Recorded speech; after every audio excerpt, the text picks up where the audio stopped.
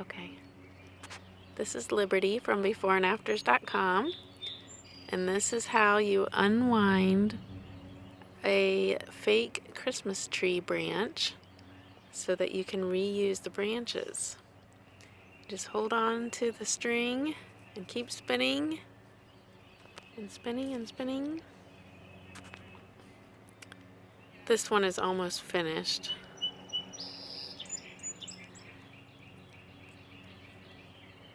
Eventually, you'll get to the end and the evergreen branches will just fall off.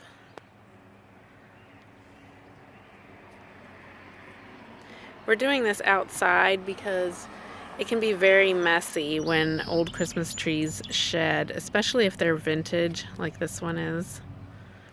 The newer ones don't shed as much, but this one's older.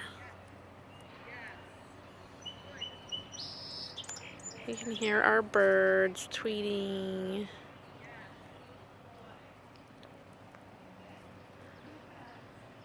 We're almost finished.